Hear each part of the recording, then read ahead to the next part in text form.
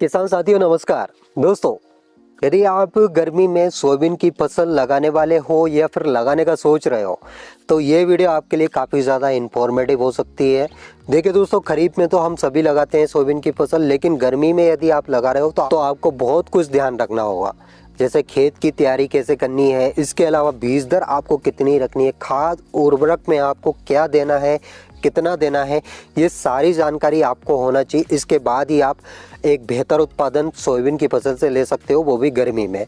तो चलिए दोस्तों, बिना समय गवाए हम वीडियो स्टार्ट करते हैं और जानते हैं कि आपको क्या करना है, कैसे खेत तैयार करना है, कितनी बीज दर रखनी है, बुवाई का सही समय कौन सा है।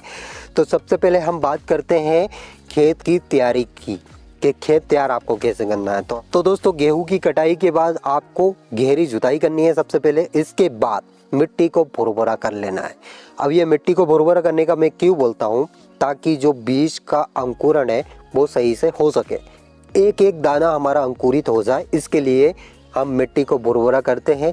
इसके लिए दोस्तों आप रोटावेटर चला सकते हो या फिर पाटा चला सकते हो। आपके पास यदि ये दोनों ऑप्शन नहीं है तो आप पीछे ट्रैक्टर में एक बड़ा सा भारी सा जो खम्मा होता है बिजली वाला, उसको बांध लीजिए।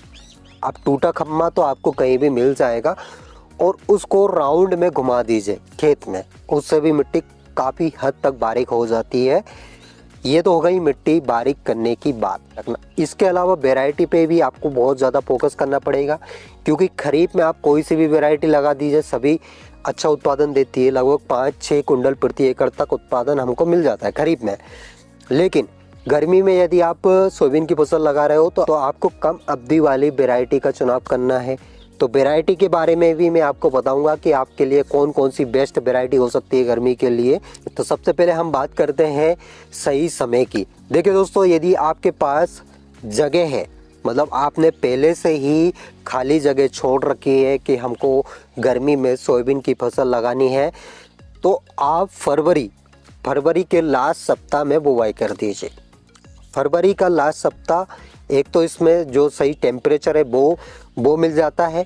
इसके अलावा दोस्तों, इस समय थोड़ी सर्दी और थोड़ी गर्मी पड़ती है, तो उसमें सोयाबीन का अंकुरण भी सही साट हो जाता है। तो फरवरी का लास्ट सप्ताह सही है। यदि आपने जगह नहीं छोड़ी है या फिर आप सोच रहे हैं कि गेहूं की कटाई के बाद सोयाबीन की बुवाई की जाए, तो मार्च के महीने में आप बुवाई कर सकते हो सोयाबीन की।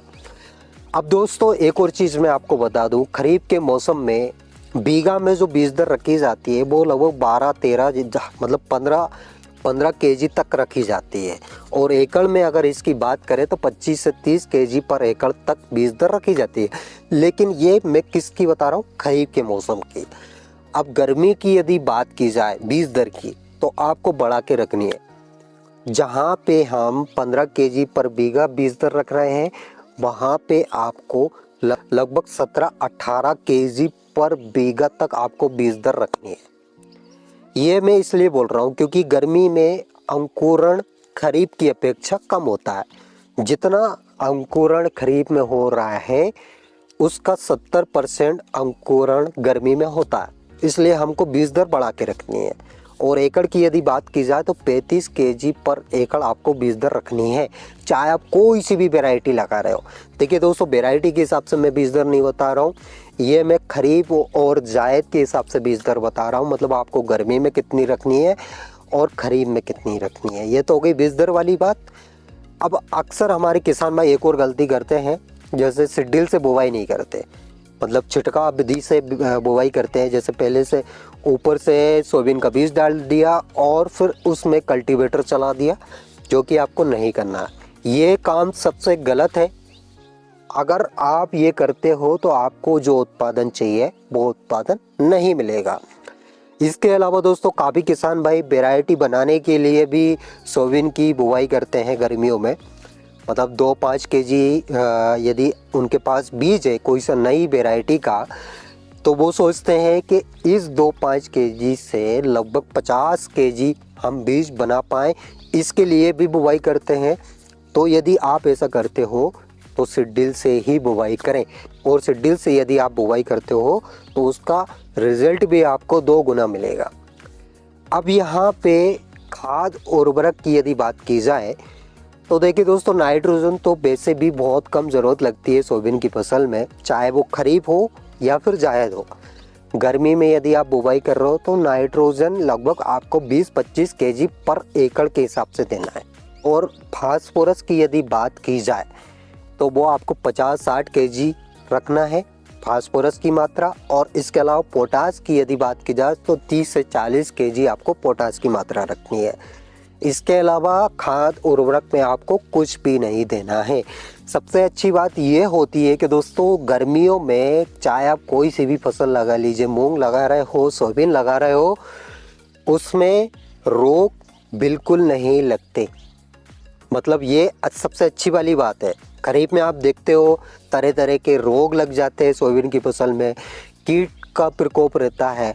हालांकि कीट का प्रकोप गर्मियों में भी हो सकता है, मच्छर आपको परेशान कर सकते हैं, लेकिन रोग की यदि बात की जाए तो रोग गर्मियों में बिल्कुल भी आपको देखने को नहीं मिलेंगे। चाहे वो पीला मोज़ेक हो या कोई सा भी रोग हो, गर्मियों में कोई सा भी रोग सोयाबीन की फसल में नहीं लगता। इसके अलावा ये जो खाद मैंने बताए हैं ये आपको बुवाई के समय ही देना है। बुवाई के बाद सिर्फ एक ही काम बचता है, सिर्फ और सिर्फ पानी देना। पानी के अलावा कोई सा भी आपको काम नहीं करना है। और एक बेहतर उत्पादन यदि आपको चाहिए तो आपको एक और चीज़ मैं बता देता हूँ। काफ़ी किसान भाई सोयाबीन की फसल लगाते हैं तो उसमें जो पानी देते हैं वो खुला पानी देते हैं। यदि आप खुला पानी ना देते हुए स्प्रिंकलर उसमें चलाते हो तो आपको 2 गुना रिजल्ट मिलेगा। ये एक प्रैक्टिकली चीज़ें मैं बता रहा हूँ। मैं खुद ही सोयाबीन लगाता हूँ गर्मियों में, और एवरेज उत्पादन की यदि बात की जाए तो 5 से 6 कुंटल पर एकड़ के हिसाब से मेरे को मिल जाता है। लेकिन मैं नई नई वैरायटी लगाता हूँ जो मेरे पास कम रहती है, उसकी मात्रा बढ़ाने के लिए मैं सोयाबीन की फसल लगाता हूँ। आप ऐसा कर सकते हो। मतलब यदि आपके पास कोई सी वैरायटी कम है, मतलब 2-5 केजी है, तो उसको आप गर्मियों में लगाकर मतलब ज़्यादा मात्रा में उसको बढ़ा सकते हो ताकि खरीफ में आप उसको लगा सको। इसके अलावा दोस्तों आपको एक और चीज़ ध्यान रखना है। जैसे हमारे काफ़ी किसान भाई गर्मियों में सोयाबीन लगा देते हैं, लेकिन उनको ये ध्यान नहीं रहता है कि जो वैरायटी हम लगा रहे हैं उसकी अवधि कितनी है। मतलब आप यदि लेट वैरायटी लगा रहे हो तो उसका उत्पादन नहीं मिलेगा, क्योंकि हमारे पास सिर्फ 3 महीनों का टाइम रहता है। और 3 महीने में हम यदि एक फिक्स टाइम की बात करें तो लगभग 65-70 दिन का ही टाइम हमारे पास रहता है। जून में बारिश स्टार्ट हो जाती है, मानसून आ जाते हैं, तो उसमें जो हम फसल लगा रहे हैं तो उसकी तैयारी हमको करना रहता है। तो इसलिए हमको ऐसी वैरायटी का चुनाव करना है जो लगभग 65 से 70, ज़्यादा से ज़्यादा 75 या हद है 80 दिन में पककर तैयार हो जाए।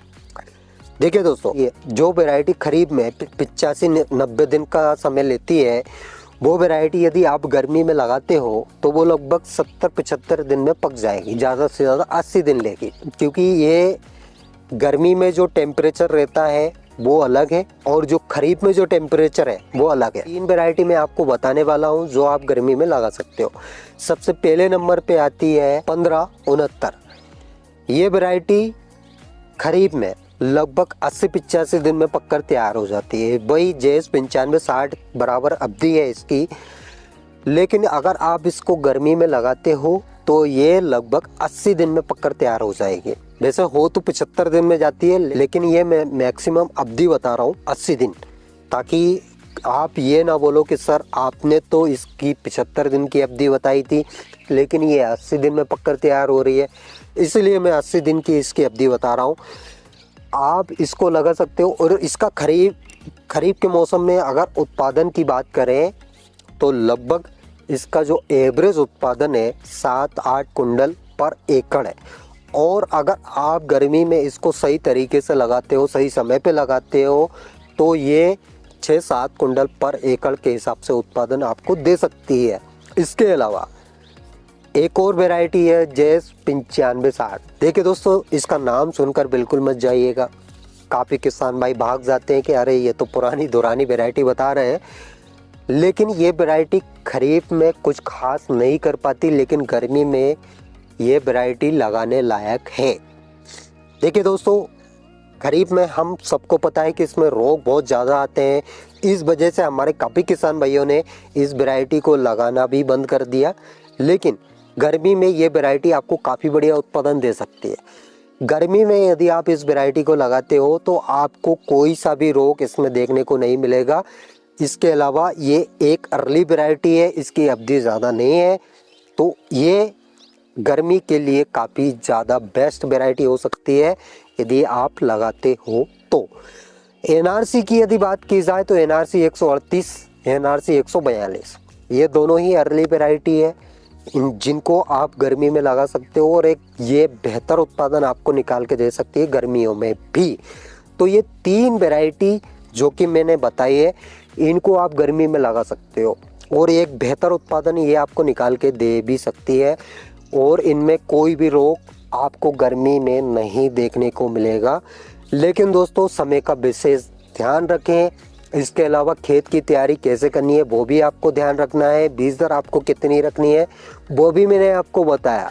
ये सारी चीज़ें यदि आप फॉलो करते हो तो आपको काफ़ी अच्छा मुनाफा गर्मियों में सोयाबीन की फसल से मिल सकता है। और सबसे बेस्ट है दोस्तों, यदि आप एक नई वैरायटी लगा रहे हो, किसी नई वैरायटी का बीज तैयार कर रहे हो, तो उसको आप डिस्टेंस बाय लगाएं, मतलब डिस्टेंस के हिसाब से लगाएं। जो डिस्टेंस रखा जाता है उसी हिसाब से लगाएं। रो बाय रो डिस्टेंस रखें। इसके अलावा बीज का डिस्टेंस भी उसी हिसाब से रखें ताकि वो उसका पौधा सही से बन सके। और पानी का विशेषकर ध्यान रखना है। आपको 4 से 6 सिंचाई आपके पास होनी चाहिए, तभी आपको एक बेहतर उत्पादन सोयाबीन की फसल से मिल सकता है। यदि आपके पास पानी पर्याप्त नहीं है तो आप बिल्कुल सोयाबीन की फसल ना लगाएं, क्योंकि लास्ट स्टेज पे, जब फ्लावरिंग स्टेज पे हमारी सोयाबीन की फसल रहती है गर्मियों में, उस समय पानी की विशेष ज़रूरत पड़ती है। यदि उस समय आप पानी नहीं दे पाते हो तो आपको उत्पादन क्या जो आपने बीज लगाया वो भी आपको नहीं मिलेगा। तो पानी यदि आपके पास पर्याप्त है तभी आप सोयाबीन की फसल लगाएं, अदरवाइज सोयाबीन की फसल बिल्कुल ना लगाएं। तो आई होप दोस्तों आपको मेरे द्वारा दी गई जानकारी समझ आई होगी और वीडियो पसंद आई होगी। वीडियो अगर अच्छी लगी हो तो एक लाइक, और जो किसान भाई इस चैनल पे पहली बार आए हैं, अभी तक चैनल को यदि सब्सक्राइब नहीं किया है तो सबसे पहला काम चैनल को सब्सक्राइब कर लीजिए और जो साइड में आपको बेल आइकन यानी घंटा दिख रहा होगा उसको भी दबा लें ताकि वीडियो की नोटिफिकेशन आपके पास तुरंत पहुंच जाए और तुरंत आपके पास जानकारी चली जाए। तो आज के लिए इतना ही काफ़ी है। मिलते हैं नेक्स्ट वीडियो में नेक्स्ट टॉपिक के साथ। तब तक के लिए tata bye bye, take care, जय राम जी की।